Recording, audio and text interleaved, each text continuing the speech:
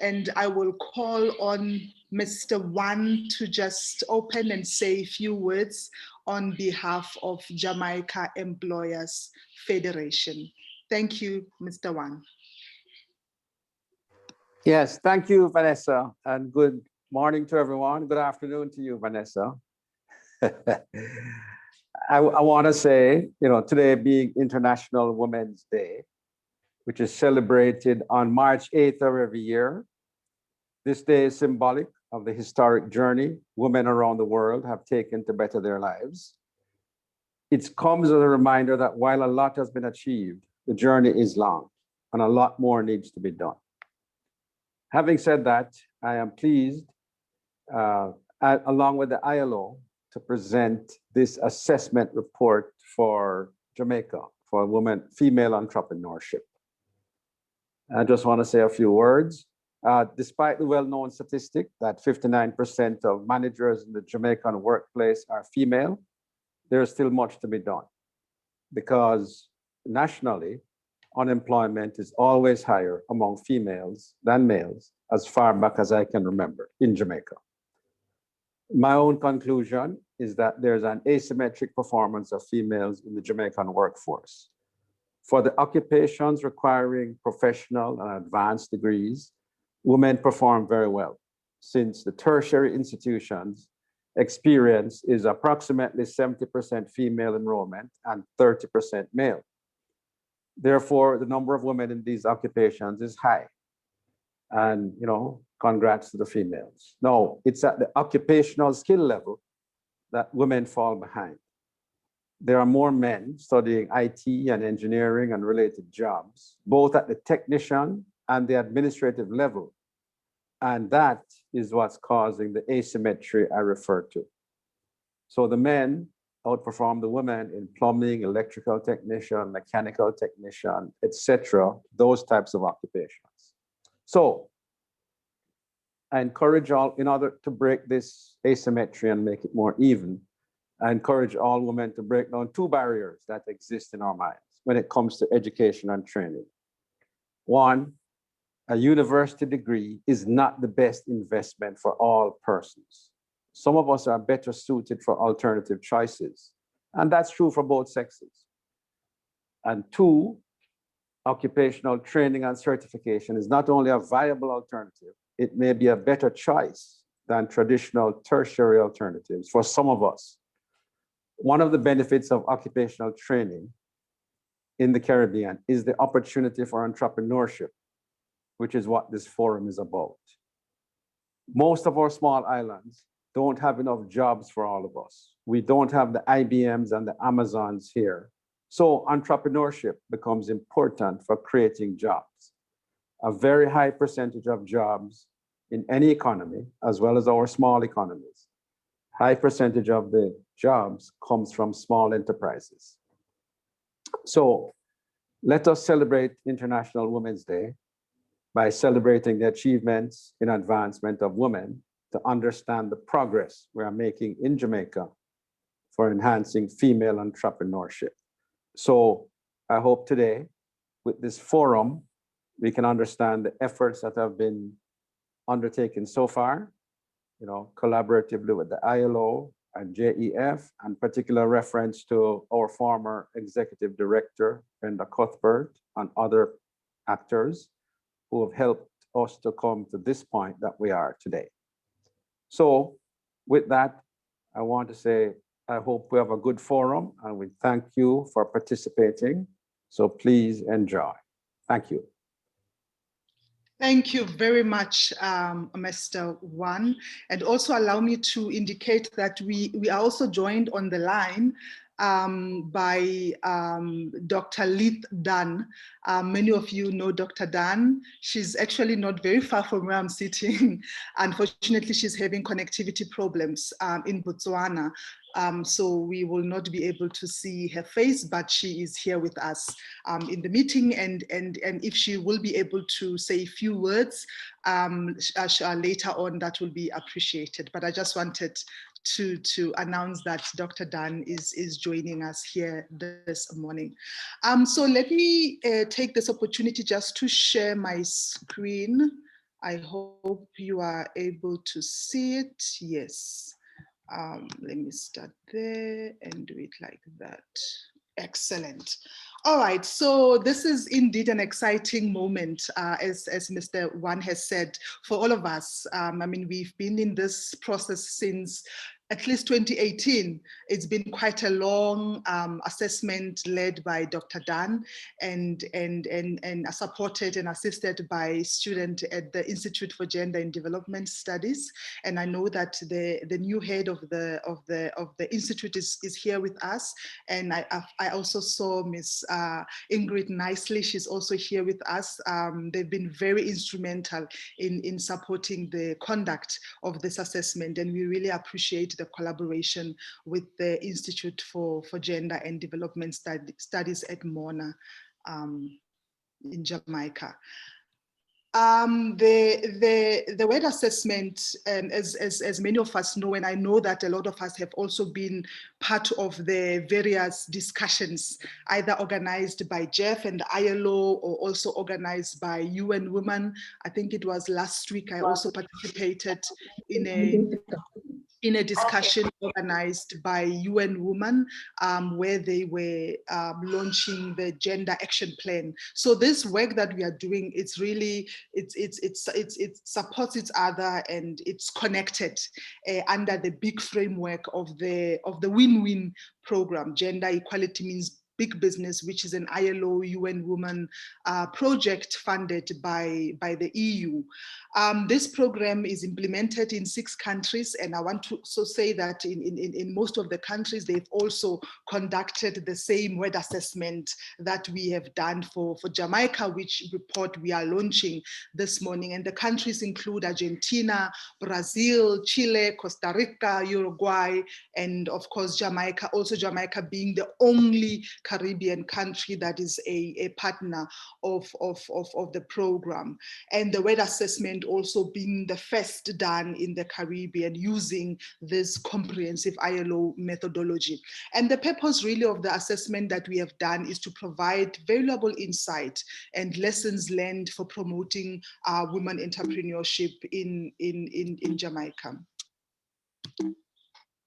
I'm unable, okay. So the ILO would have conducted several of these assessments across the different regions, and there's been quite some lessons that we are drawing from the assessment that we have done.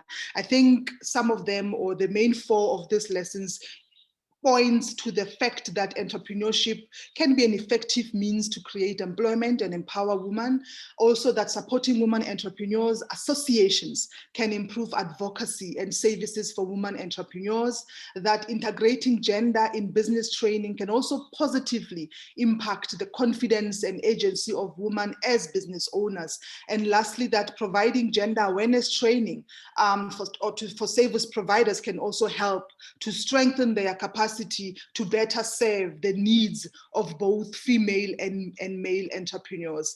The word assessment for Jamaica, of course, when we did it, we wanted to fill the knowledge gap on women entrepreneurship in order to contribute to economic empowerment, poverty reduction, job creation, and economic growth. Of course, the assessment is an important step towards understanding the enabling and inhibiting factors for women entrepreneurs, as well as setting out plans, programs, and interventions, but also collaboration between the different agencies and stakeholders that can take women entrepreneurship development in Jamaica to another level. And we did the assessment, and from the findings and the recommendations of this assessment, we are able to shed some light on specific barriers faced by women entrepreneurs in Jamaica.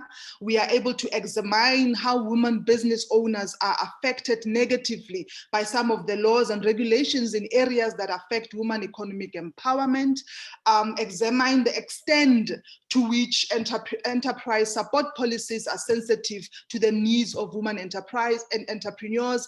You know, when Dr. Dan conducted the assessment, she studied and looked at various agencies, legislation, support institutions, and studied the programs and the policies that are there, and to what extent are they really facilitating or promoting an enabling environment to support women entrepreneurs. Also, we are able to assess the extent to which businesses or businesswomen have a voice in public-private policy dialogue on issues affecting them, and whether they have an opportunity to be present, sitting on those platforms and being able to articulate their issues as women entrepreneurs.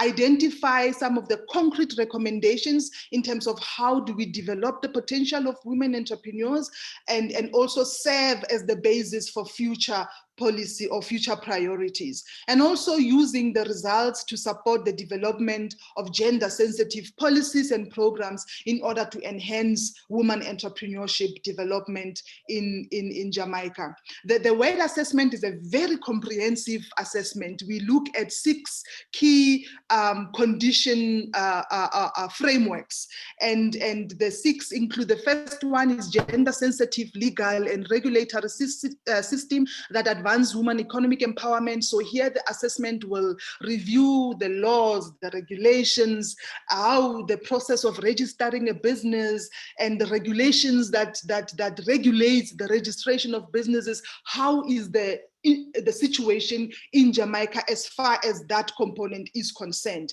The second framework looks at the effective policy leadership and coordination for promotion of women entrepreneurship development. And here they look at national policies that support women entrepreneurs, and also the presence of government focal points for the promoting and coordination of WED and support actions. The third area is around access to the gender-sensitive financial services. Here, Dr. Dan would have examined some of the financing programs that exist in Jamaica and the extent to which some of them are cautiously promoting and providing financial support to women-owned enterprises. The fourth area looked at assessing the gender-sensitive business development support in Jamaica, looking at women's access to mainstream BDS services. Mainstreaming BDS services respond to the needs of women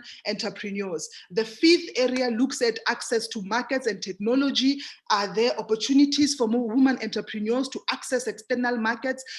Is technology supported in terms of access and enabling a factor in promoting and supporting women entrepreneurs? And lastly, the assessment looked at the representation of women entrepreneurs and their participation in policy dialogue. So we looked at all these 6 conditions and we were able to examine each of those areas. And the examination of those areas was very comprehensive, I must say. It included conducting a very thorough desktop study where Dr. Dan would have read different secondary data reports from the various ministries, government, stakeholders, research institutions on what has been written on women entrepreneurship in Jamaica, and also facilitated key informants interviews, held a number of focus group meetings with women entrepreneurs, and administered a survey to over 200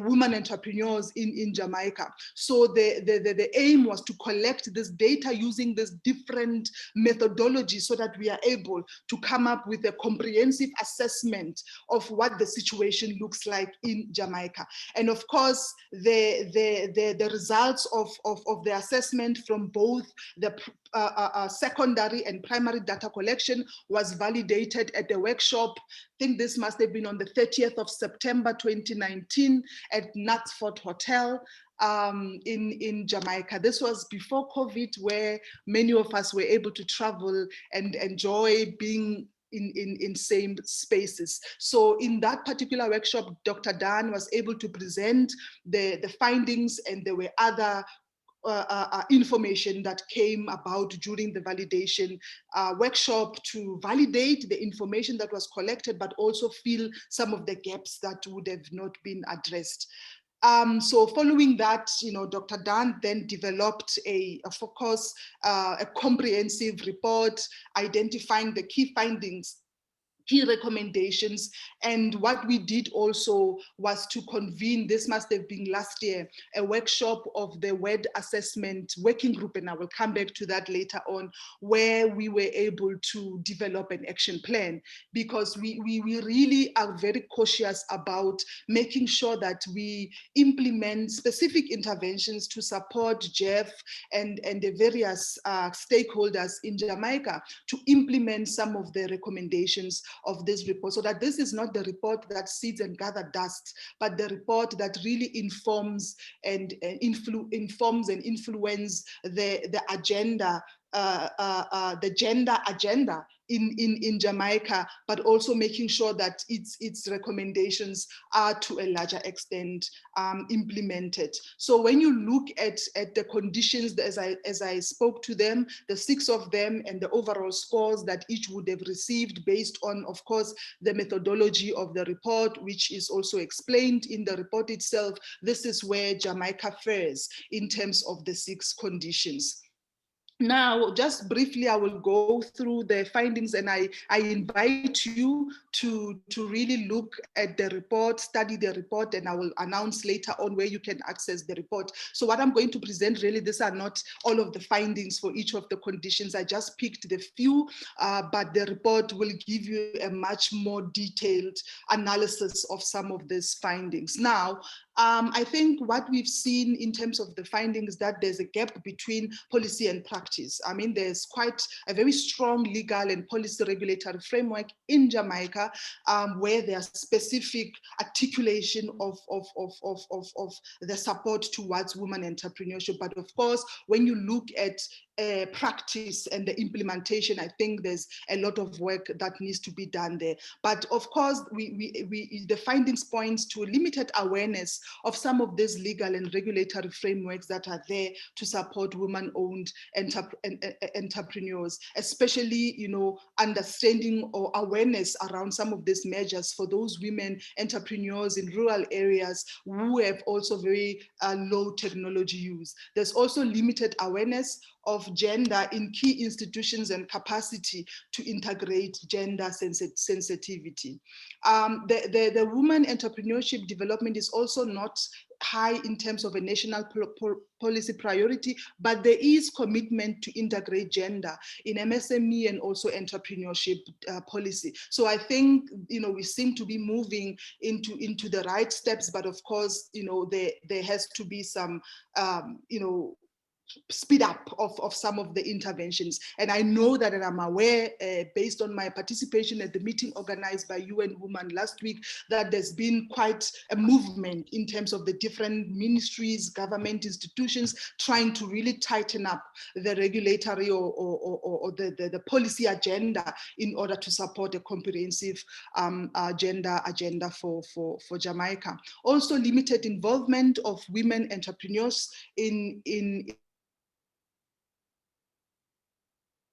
policy leadership and coordinated awareness among women SMEs on gender in SME policy. And there are also many barriers that were identified. There's a major gap between supply, demand, and women-owned enterprises' ability to access some of the financing that is available, limited participation in MSME, in generic financial institutions, few financial programs that are particularly and specifically targeting women-owned enterprises, and of course, funding it's a major funding if available for MSMEs and business through several programs and projects, but few of them really target women-owned enterprises and policies not viewed as woman-friendly. So this will be the findings from the interviews, the surveys, and so forth. Also, women-owned enterprises have limited access to gender-sensitive BDS services.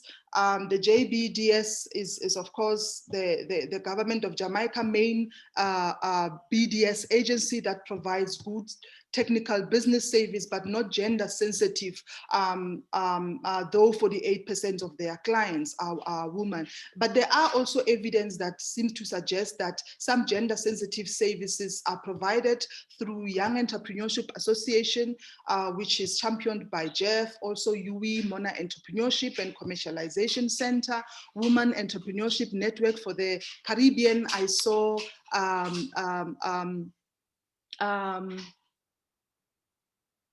right now I'm forgetting my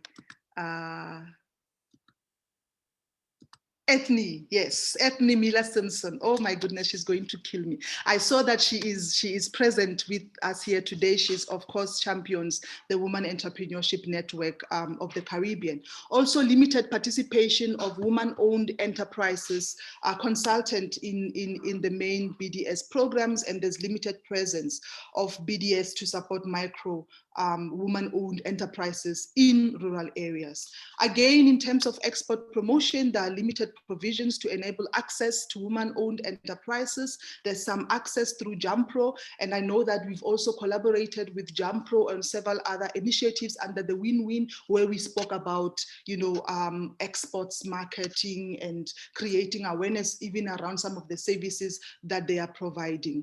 Also, in terms of procurement, there's very limited opportunities for woman-owned enterprises, supply chain and linkages, limited opportunities there.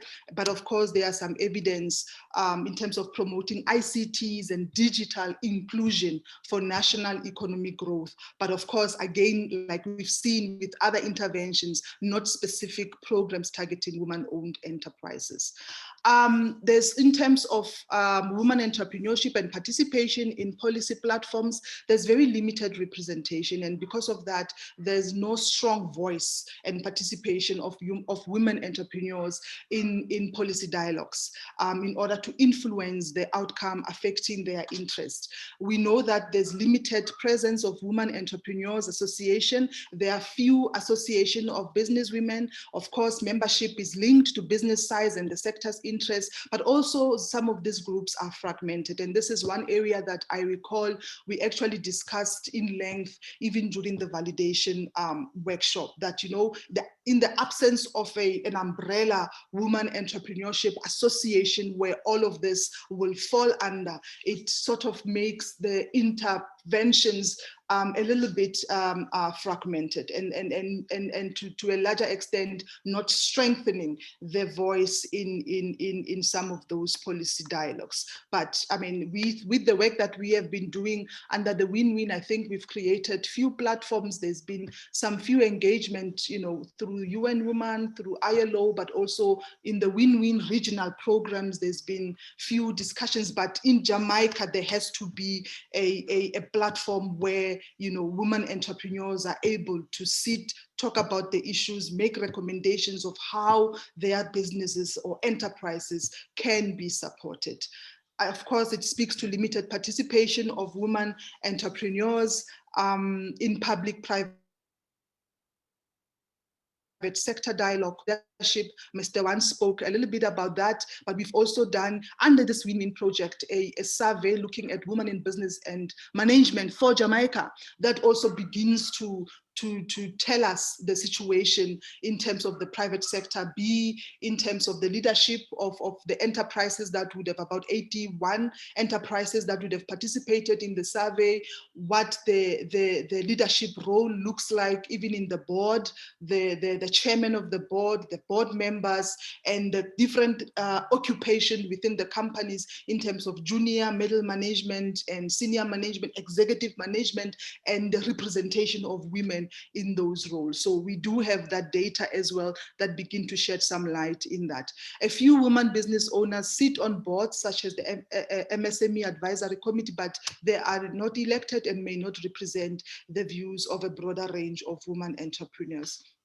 As I said, the WED assessment contains an action plan. And what the action plan begins to do is to say, you know, between the period of 3 to 5 years, what can we do as Jeff, as in collaboration with the respective ministries and private sector organizations, what can we do to sort of address some of the issues that are identified in the assessment? So the action plan, and again, this is not a complete action plan. I just again took some few of the activities from the action plan, but some of them include establishing programs to build awareness of the legal and regulatory frameworks, the rights, procedures for women-owned enterprises, organizing training courses targeting enhanced ICT use in women-owned enterprises at different stages of development, but also collaboration with the Companies Office of Jamaica to provide subsidized fees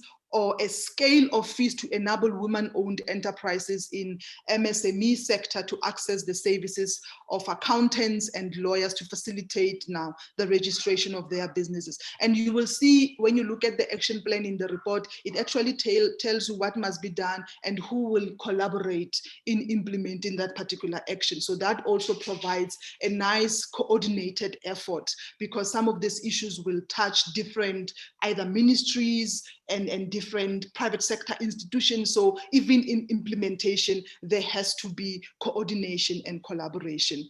Also speaking to increase partnership with the National Council, the TVET Institute, to provide business training, certification, and mentoring to ensure lending agencies have more confidence in supporting women entrepreneurs as they progress. Integrate or interagency coordination, I spoke to it, to simplify the procedure and reduce registration cost for women-owned enterprises in the SME sector must be improved. And also partnership with the Bureau of Gender Affairs to mainstream gender in the policies and programs of financial institutions. And like I said, in the meeting that was organized by the UN Women last year, there was a very comprehensive presentation about the work of the Bureau and some of the excellent initiatives that they've been implementing to support this gender action plan for Jamaica. Encourage business development service agencies to expand financial literacy programs for women-owned enterprises in MSMEs, especially in rural areas and in poor urban communities in Jamaica, to help more women move their business from informality to formality. I also recall during the discussions last week at the UN Women meeting, the discussions around how COVID-19 would have also, impacted some of the gains that would have been achieved, especially in terms of transitioning to formality. And now, because of the impact of COVID-19, a lot of enterprises are trying to survive, and maybe, and of course, this will be then the time to make sure that the support that we would have started with the win-win, it's maintained, it's strengthened, to make sure that we don't lose some of the gains that we would have achieved. Encourage financial institutions targeting MSMEs to develop special financial products and services for women-owned enterprise of different sizes, startups, macro, SMEs, large companies, and also capacity building programs and windows of opportunity expanded to increase women-owned enterprises' access to existing and expanding export business opportunities. BDS agencies should develop capacity and special programs to women-owned enterprises, participation of women policy dialogue, and the capacity of the agencies who signed the WEPs, the Women's Empowerment Principle, to apply these principles in their organization, and that should be increased. And like I said, we've seen through UN Women, there's been quite a dedicated effort, even as part of this win-win, to support the implementation of the WEPs at the company level. Now, that would be the end of the substantive presentation. Like I said, this was just a snapshot, just to encourage you to look at the report and read the report. But I want to also take this opportunity to acknowledge a few persons and institutions that have really been quite instrumental in this process, and I would have already started highlighting some of those in the beginning. Firstly, the Jamaica Employers Federation. We would not have done this assessment without the leadership of Jeff, the staff members at Jeff who helped us coordinate either the workshops that we would have held and a number of activities that we've implemented with Jeff. So this has been quite a fruitful collaboration with Jeff. Also, I think the most importantly, the contribution by Dr. Lith Dunn, our beloved sister, our Jamaican sister who is now enjoying the African sun in Botswana, for the work that she has done. It was a long exercise, I must say, and she delivered as expected. Also, the IGDS and the many students that participated and helped Dr. Dan in going out there, getting surveys completed, facilitating the different focus group meeting and so forth. So really, colleagues, we as the ILO, we appreciate all the work that you would have done.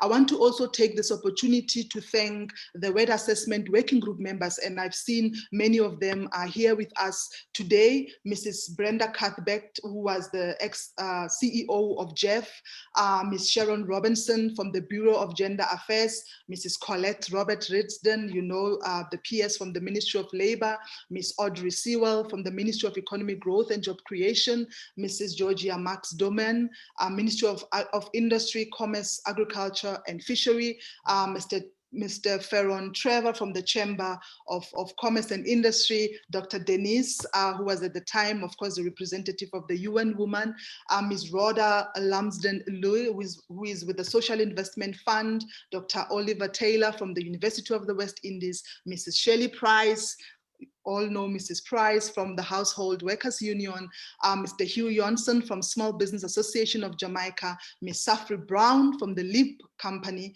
Mrs. Cordia Chambers, my colleague from UNDP, and again, Mrs. Ethne Miller Simpson from Women Entrepreneur Network of the Caribbean, and Ms. Lynette Vassell from the Women Resource and Outreach Center. These colleagues spend their time and their expertise to sit with us. We looked at the survey questionnaire, customizing it to the needs and the environment in Jamaica, making sure that the language is user-friendly, understood by the persons on the ground in Jamaica, making sure that they are able to direct us to the right places to get data. So really, this process and this assessment would not have been possible without their contribution. So we just want to say thank you for the time that you have provided to this process. Now, what are we going to do? We have the assessment report with us today, and we hope that it will be used to influence the development of future policies and programs to address the weaknesses and the gaps. It will provide an agenda for dialogue with ministries, departments, agencies, and financial institutions to fulfill national commitments towards the national policy for gender equality. As the ILO, we always say it's very critical to collect data so that we are able to make evidence-based recommendations. So when we sit on the table and we discuss things, we need to do so from an informed basis. So we have a report that has information that will be able to support some of the recommendations and the ideas that will be put on the table. Institutions can also use the report to assess their own policies and strategies to develop gender action plans. Like I said, the WED assessment complements and supports the UN WEPs, the Women and Empowerment Principles. Also, Jamaica Employers Federation can use the assessment, and of course, in collaboration with the ILO, support from the ILO, to further strengthen their work with young entrepreneur association and other organizations of women entrepreneurs, and help improve collaboration and coordination. Jeff sits at a very critical position where it sits on important tables. It's part of very critical discussions at Jamaica. And I think, using the assessment will allow Jeff to also create spaces to make sure that some of the findings of the report, the recommendation of the report, the actions identified in the report are being addressed in Jamaica. So as the ILO, we've also started thinking about implementing some few aspects of the action plan. And between April and May, we will be implementing a dedicated communication campaign. We will collaborate with a communication company in Jamaica that will help us, firstly, create awareness about the assessment itself, its findings, and the action plan, and also use that campaign to really build awareness up around some of the legal regulatory frameworks that exist, some of the programs that exist, some of the services that exist offered by government and private organizations, so that, you know, women entrepreneurs, they are aware of what exists. And of course, the awareness campaign will make sure that it really touches people also on the ground, you know, outside of Kingston, goes to other rural areas, so that we are able to disseminate this information as widely as possible. Now, the report will go live, I think, immediately, and my colleague can share the link, but it will go live on the ILO Caribbean website. So for those who want to go through the report, we encourage you to do so. And we've already ordered printing copies of the report that will be submitted to Jeff, and Jeff would help us disseminate the copies to our key stakeholders in Jamaica, the Bureau, the ministries, but also members of the Weather Assessment Working Group would have also contributed to the development of the report. So that will be it, colleagues. I would like, oh, I see Dr. Dan. Dr. Dan is there with us, so I will take this opportunity just to allow her to say a few words. Nice seeing you, Dr. Dan. Go ahead. Thank you very much, colleagues. Can you hear me? You can hear Yes. me? Yes. Giving God thanks that the technology worked finally. And to say thank you very much, Ms. Fela and the team for the ILO for inviting me to be part of this very exciting journey. We learned a lot, and we were only able to do it because of the support we got from the teams at the Jamaica Employers Federation. Mrs. Brenda Cuthbert was like a right hand throughout the whole process, mobilizing and so on. And I want to acknowledge her, Mr. Wan, and other members. The IGDS team, I also want to say sincere thanks. I see Miss Nicely.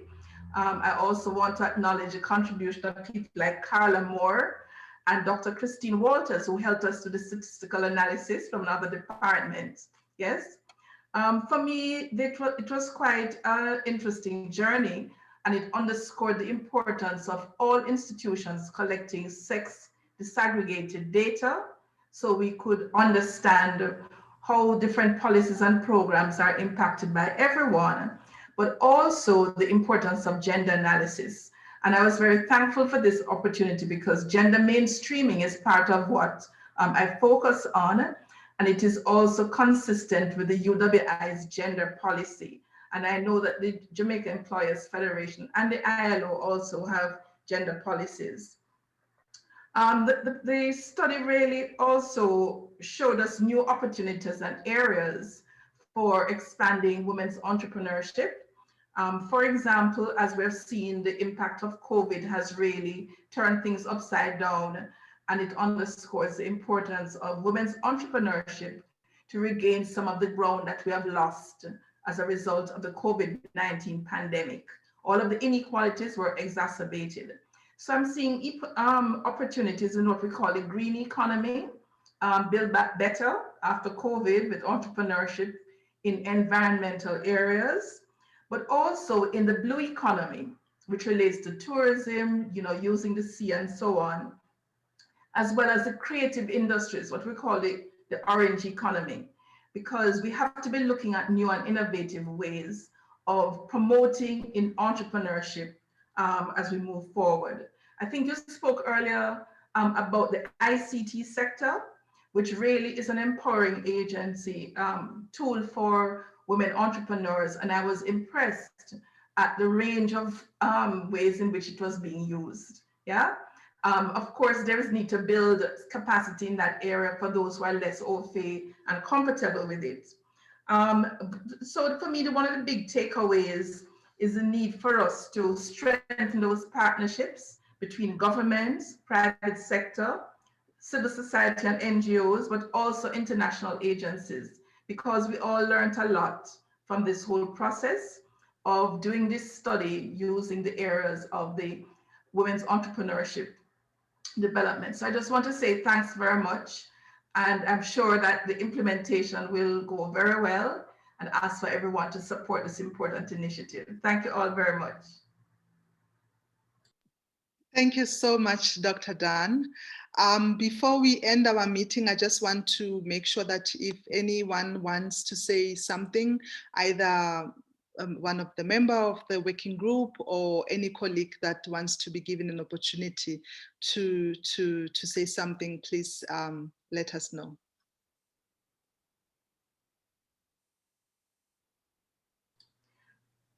I also want to thank my family, which has stood beside me. In fact, Jessica was on standby with her telephone in case the technology did not come back. So thank you all, Hopeton, Jessica, and Jamani. Yes, thank you so much. Thanks. I think Jessica had a very clear plan B, just in case things don't go the way they're supposed to. So, colleagues, if really there is nothing, oh, nice seeing you, Jess. If anybody doesn't have anything to say, Miss Ethne Miller, I'm seeing you, Miss Cuthbert. Otherwise, we can safely end. Oh, there. Go ahead. Hi, Vanessa. I promise I won't hold it against you. In forgetting my name earlier, not a problem at all. Good morning, everyone. I'm excited at what I'm seeing. This is the culmination of a lot of work, as was said before. And what I'm also seeing is clear direction as to some of the things that can now be implemented. So the discussions that we've had have made us realize that, yes, we do talk quite a bit, not just in Jamaica, but across the region. And it is now time for action. And some of this action does include policy change, which the Women Entrepreneurs Network, however we can support. Jeff and other organizations, Karen Carpenter, who has also now taken over from Dr. Dunn as well, feel free to call on us. And we are going to push for some of the changes and letting the nation know that this work has been done. And these are the activities and possibilities that are available.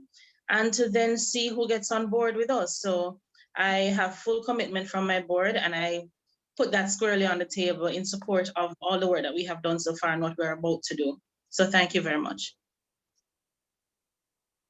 Thank you very much, Ethne. And yes, indeed, I think between our work, between the ILO and Jeff, there'll definitely be continuous collaboration with IGDS on other activities that we will be implementing in future. So we look forward to strengthening our collaboration and partnership.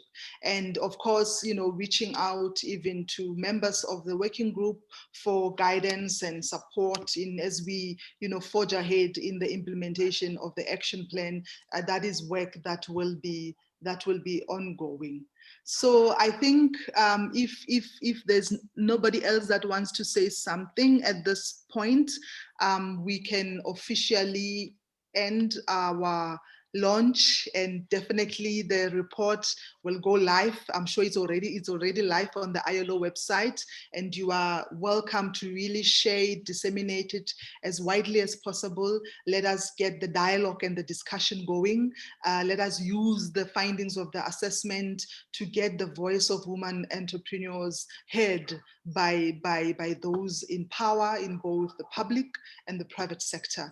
And as the ILO, we will continue working through the Jamaica Employers Federation in making sure that we really try to implement as much as possible some of the action, the plan of action that we already have in the report. So colleagues, I know it's an early morning, so thank you so much for your participation. And again, Mr. Wan, it's always a pleasure working with Jeff and you being, the man that has been collaborating with us side by side and getting this work done. So we appreciate the work that you have done. Thank you. Thank you. And bye now. Bye-bye. Thank you, colleagues. Please do get the report and share it. Thanks. Bye-bye. And happy International Women's Day to everyone. Bye. Hey, very same. Yes. Thank you. Thanks, Brenda. Yes. Thank you.